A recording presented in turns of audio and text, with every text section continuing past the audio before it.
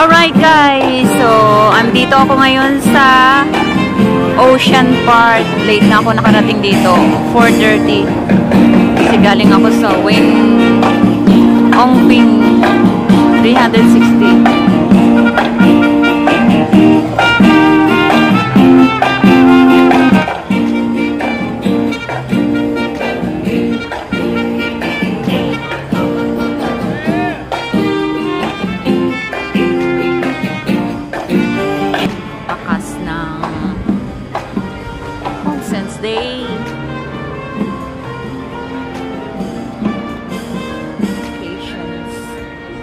We bring you the multi-major show visions of Hong Kong and solo oceans.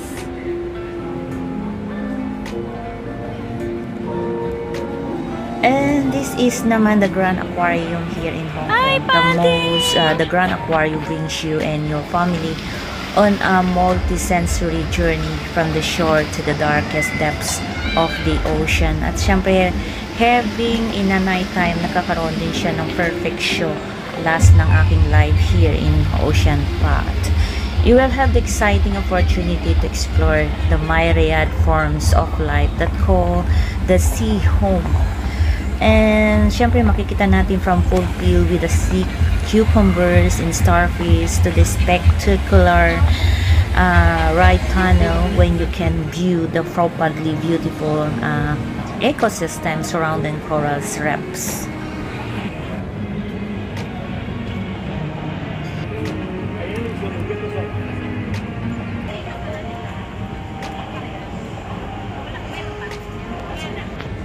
Spirit Boarding School. Spirit Boarding School.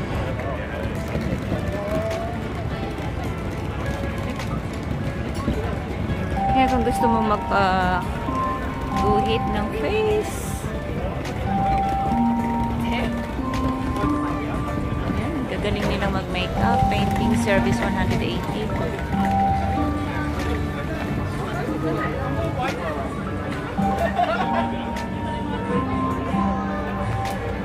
Kasi malapit na yung All Saints Day, kaya meron na silang mga ganyang palabas dito.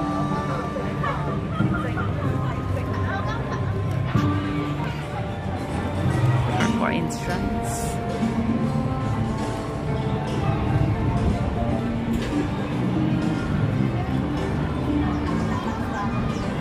So, puro ano na siya, pang All Saints Day. Yung mga decoration nila.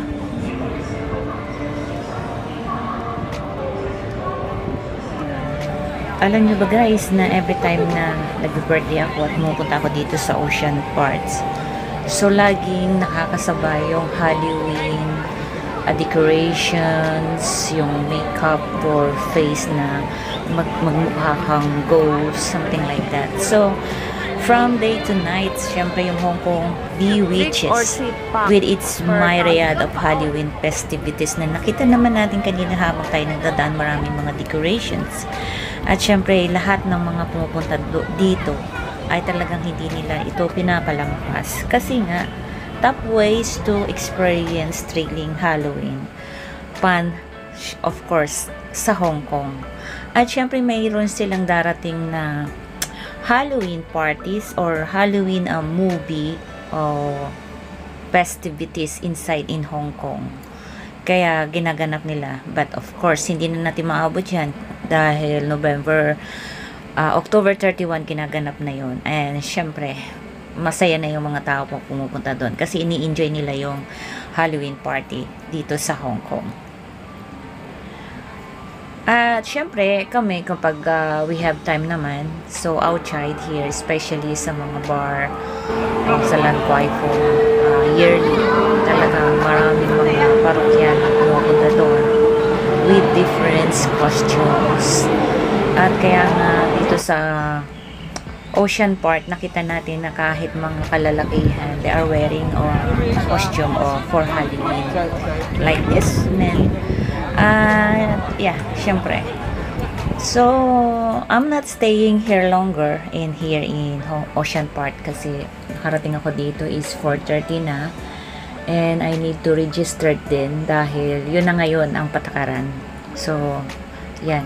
Hindi naman natin agad-agad na kuha kasi syempre mahirap hanapin, especially kapag Chinese. So we asking help na tulungan tayo para doon. At syempre dito sa Ocean Park marami pa rin tayong makikita at quite na palagi na lang natin pinupuntahan, kaya I think na sa aking mga viewers o sa aking mga followers ay nakikita nila ito sa aking mga video. So but for the time being, sa mga hindi pa nakakita, please watch my video here in Hong Kong Park.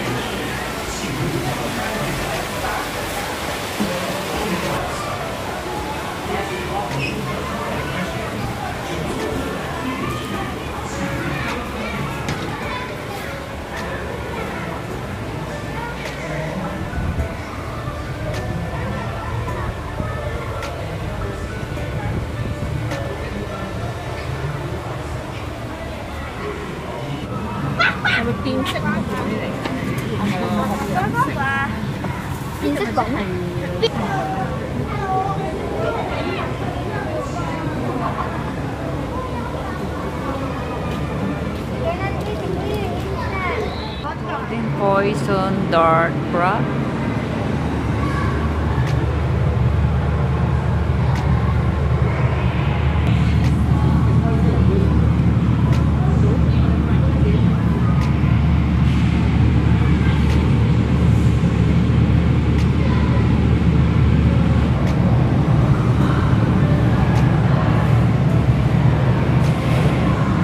Ano, mga tulog na ba kayo? Ha?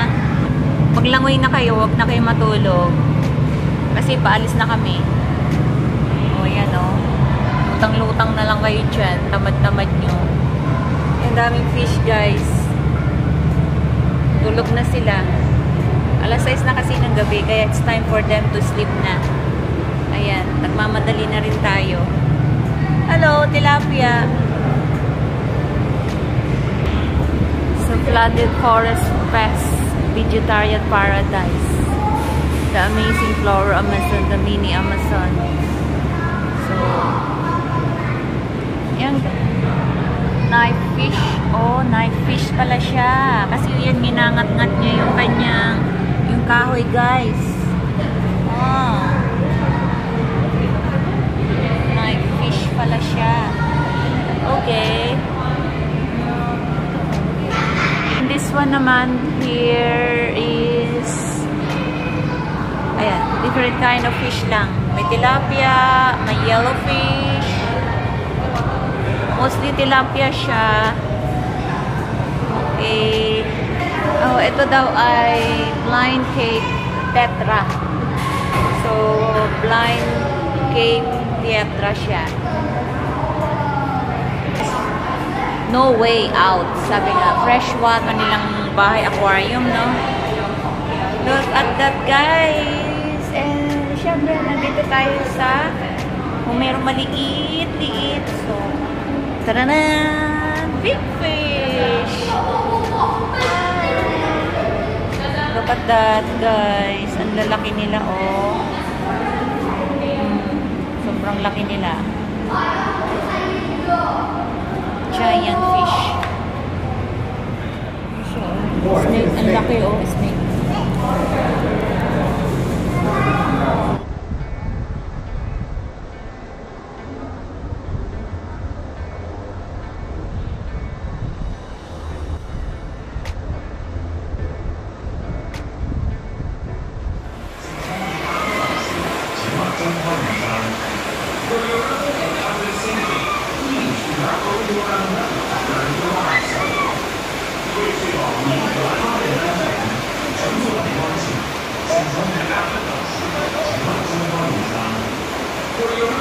At mula dito sa Ocean Park Tower naman, Marine World 1 Summit.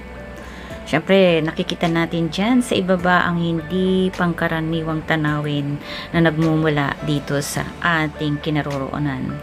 At mula sa tuktok ng Ocean Park Tower sa taas na 72 meters sa himpapawid ay matatagpuan ang 200 meter above sea level ang malumanay na umiikot na viewing room at sa ganda ng tanawin na nagbibigay ng 360 degrees ng araw, dagat at kalangitan.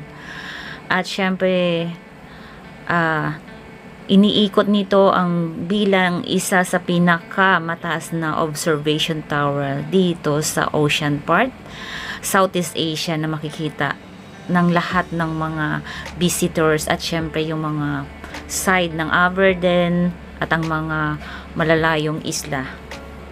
So, taranta na tayo guys kasi sasakay tayo ng cable ulit.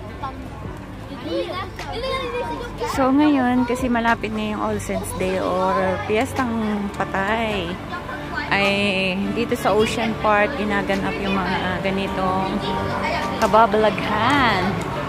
Look at that, so scary.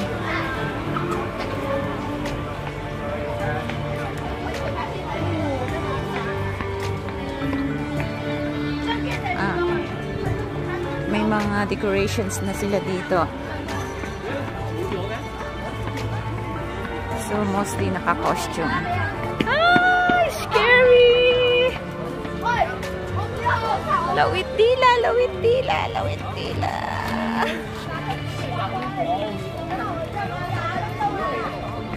Thank you so much, Ocean Park. So, ngayon, gabi na po at tayo ay sasakay na ng cable car dito sa Ocean Park. At syempre, yung Ocean Park o yung cable part ay ang perpektong paraan para makapunta tayo sa pagitan ng waterfront at ng summit, bukod sa walang sagabal na mga tanawin ng dagat na nakikita natin sa ilalim nito.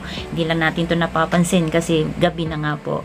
At ang mga palibot ng mga burol na lahat ay may akdang backdrop para sa isang pamilyang kapag kumukuha ng mga taking pictures, of course. At ang nakakapawing pagod sa paglalakbay na ito ay nagbibigay ng magandang pagkakataon upang makita kung saan man gustong bisitahin ang susunod na part sa ibaba. So, yun lang guys, dahil nga gabi na, yung mga kumukutikit-titap na ilaw na lang sa ibaba ang nakikita natin. So, salamat sa pagsama sa akin.